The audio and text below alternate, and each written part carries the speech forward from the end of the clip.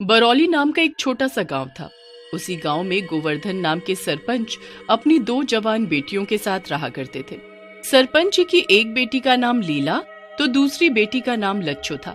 वे दोनों ही बेहद खूबसूरत और बहुत ही चंचल थी।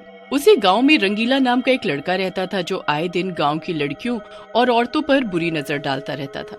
एक रोज लीला और लच्छो सुबह सुबह नदी पर नहाने के लिए जा रही होती हैं कि तभी लीला की नजर रंगीला पर पड़ती है। अरे ओ रंगीला, तू सुबह सुबह हम दोनों का पीछा कर रहा है, तुझे तो अभी बताती हूँ मैं। अरे लीला, तू तो बेकार ही मुझ बेचारे पर शक कर रही है। अरे मैं तो पड़ोस के गांव में काम ढूंढने जा रहा था। तू तो जानती है कि मेरी हरकतों की वजह से मुझे पूरे गांव में कोई काम नहीं देने वाला। वैसे तुम दोनों बहनें सवेरे सवेरे कहाँ चल दी? हम दोनों नदी पर नहाने जा रही हैं, और अगर तू गलती से भी नदी के पास भटका ना तो हमारे पिताजी तेरा जो हाल करेंगे वो तो तू जानता ही है। इसलिए अपनी पतली गली पकड़ और सीधा निकल ले यहाँ से। रंगीला दोनों बहनों के डर से वहाँ से खिसक लेता है। रंगीला के जाने के बाद दोनों बहनें नदी में नहाने के लिए चली जाती हैं। तभी नदी के किनारे पेड़ के पीछे छिपकर रंगीला उन दोनों बहनों को नहाता हुआ देखने लगता है।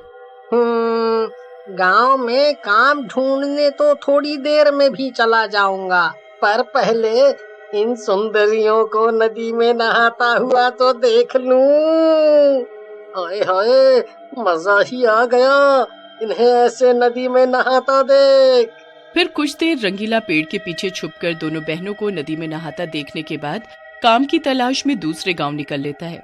पड़ोसी गांव में काम तलाशते हुए उसकी मुलाकात नीरज नाम के लड़के से होती है।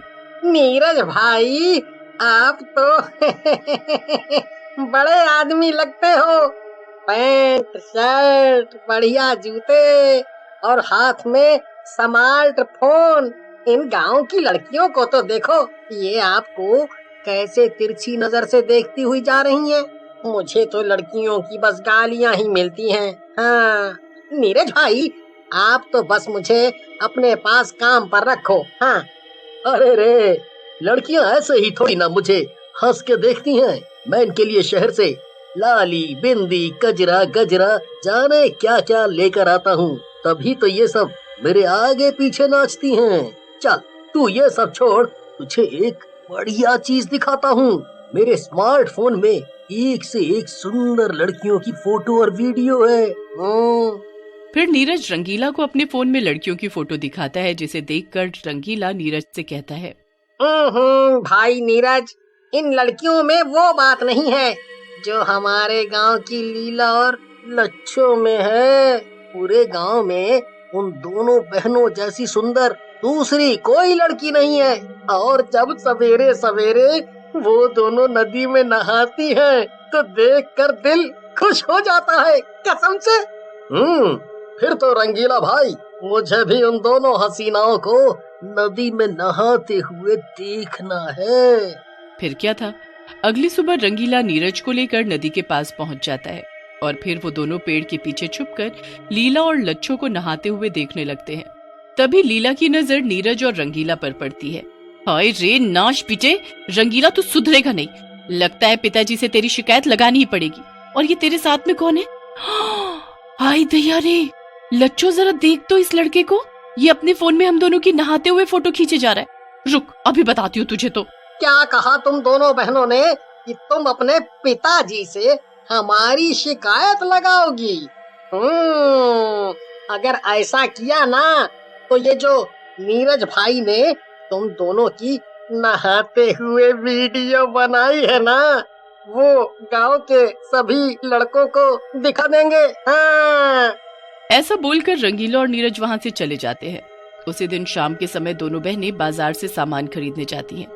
बाजार में सामान बेच रहा गणपत नाम का लड़का लीला और लच्छो से कहता है, नदी में नहाते हुए तो तुम दोनों इतनी गजब की लग रही हो कि क्या बताए तुमका, एकदम मस्त। हाँ। लगता है उस रंगीला और उसके दोस्त ने हमारा नहाने वाला वीडियो गांव के सभी आदमियों को दिखा दिया है, तभी ये सब हमें गंदी गंदी नजरों से देखे जा रहे हैं। तू चिंता मत कर लीला, कल उन दोनों को हम अच्छा सबक सिखाएंगे। अगली सुबह दोनों बहनें नदी में नहाने जाती हैं। रंगीला और नीरज फिर से नदी पर आते हैं। नीरज नदी में जाता है और दोनों बहनों को छेड़ने लगता है। हाय नाश पिटे, तुझे तनिक भी शर्म नहीं आई जो तू नदी में हमें छेड़ने के लिए आ गया? रुक, अभी हम दोनों शोर मचाकर पूरे गांव वालों को बुलाते हैं।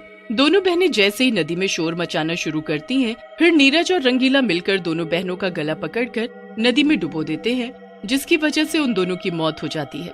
उसी दिन दोपहर के समय गांव की औरतों को नदी के किनारे लीला और लच्छू की लाश नदी में तैरते हुए दिखाई देती है। लीला और लच्छू की मौत से सरपंच जी को बहुत ही दुख पहुंचता है। दोनों बहनों की मौत को कुछ दिन बीत जाते हैं। एक रोज नदी के किनारे से काशी नाम का एक आदमी गुजर रहा होता है कि तभी उसकी नजर नदी में नहा रही दो सुंदर लड़कियों पर पड़ती है।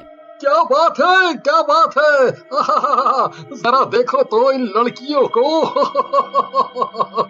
इतनी दोपहरी है और ये नदी में कैसे मजे लेकर नहा रही है। अरे ओ काशी, वहाँ खड़े खड़े काहे हम दोनों को ताक रहे हो? अरे तनिक हमरे साथ नदी में आकर नहा कर तो देखो, तुम्हारे को दिन में आनंद आ जाएगा। हाँ। फिर काशी खुशी खुशी नदी में उन दोनों सुंदरियों के साथ नहाने के लिए जाता है। आज हम तुमको ऐसा नहलाएंगे कि जिंदगी में दोबारा कभी नदी में नहाने का नाम नहीं लोगे। ऐसा बोलते ही वो दोनों लड़कियां चुड़ैल का रूप ले लेती है। काशी चुड़ैलों को देखकर बहुत डर जाता है। अरे अरे अरे अरे मर गए रे। अरे हमका तो लगा था कि हम अप्सराओं के साथ नदी में स्नान कर रहे हैं, पर ये तो चुड़ैल निकली रे। अरे भैया कोई हमको इन चुड़ैलों से बचाओ। तू तो गया काम से। ऐसा बोलकर दोनों चुड़ैलें काशी को नदी में डुबोकर मार डालती हैं। फिर इसी तरह से आए दिन से आदमियों की लाशें तैरती हुई मिलने लगती हैं। नदी से लाशों के मिलने से पूरे गांव में हड़कंप मच गया था। गांव के कुछ लोग सरपंच जी के पास जाते हैं और बोलते हैं, सरपंच जी कछु कीजिए। अरे आए दिन नदी से हमारे गांव के लड़कों की लाशें बरामद हो रही हैं।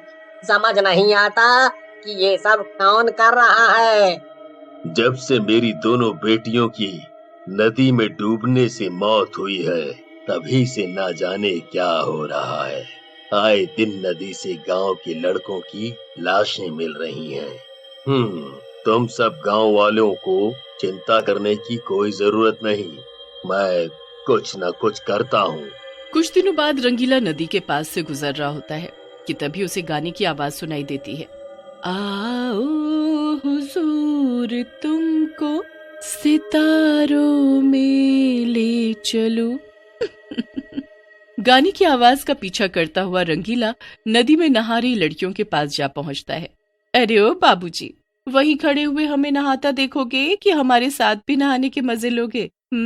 रंगीला जरा भी देरी नहीं करता और नदी में जाकर उन दोनों हसीनाओं के साथ नहाने लगता है। जैसे ही रंगीला उन दोनों हसीनाओं का हाथ पकड़ता है, वो दोनों एक डरावना रूप ले लेती हैं, जिसे देखकर रंगीला की सिट्टी पिट्टी गुल हो जाती है। अरे मर गया रे, ये मैं आज कहाँ आकर फंस गया। अरे ओ नदी की चुड़ैलों, मुझे बख्श दो, मुझे जाने दो। तुझे कैसे बख्श दे? अरे तूने जो हमारे साथ किया उसके बाद तो तेरी मौत पक्की है। हम दोनों बहनों को तूने इसी नदी में डुबोकर मार डाला था ना, अब तू भी नहीं बचेगा। मगर रंगीला जैसे तैसे अपनी जान बचाकर उस नदी से भाग निकलता है और गांव वालों को जाकर कहता है। तभी शोर सुनकर सरपंच जी आ जाते हैं। फिर सरपंच जी गांव के पंडित जी और गांव वालों को लेकर नदी के पास जाते हैं। पंडित जी जैसे ही मंत्र पढ़ना शुरू करते हैं, नदी से दोनों चुड़ैल बहनें बाहर निकल कर आती हैं। पंडित, मंत्र पढ़ना बंद कर दे, नहीं तो इसी नदी में तेरी लाश भी तैरती हुई नजर आएगी। नदी में चुड़ैलों को देखकर सभी के होश उड़ जाते हैं। आखिर क्या हुआ है तुम दोनों चुड़ैलों के साथ, जो तुम इतना गुस्सा हो? हम दोनों बहनें गांव के एक भी आदमी को नहीं छोड़ेंगी, सबको नदी में डुबो डुबो कर मार डालेंगी, जैसे हम दोनों को इसने नदी में डुबो कर मार डाला। इस रंगीला और इसके दोस्त नीरज को तो हम नदी में हमेशा के लिए दफन कर देंगे। तभी गांव वाले रंगीला को पकड़ लेते हैं। जरूर इस रंगीला ने ही कुछ किया है। चुड़ैल सरपंच जी को देखकर रोने लगती है और बोलती है, पिताजी, मैं लीला हूँ, आपकी बेटी, और ये लच्छो है। फिर दोनों चुड़ैल सरपंच जी को सारी बात बताती हैं। फिर गांव के सभी लोग रंगीला और नीरज को पकड़कर पेड़ से लटकाकर फांसी दे देते हैं और इसके बाद गांव के सभी लोग लीला और लच्छो चुड़ैल से अपने किए के लिए हाथ जोड़कर माफी मांगते हैं, जिसके बाद वो दोनों चुड़ैल बहनों की आत्मा को शांति मिल जाती है और वो नदी से गायब हो जाती हैं।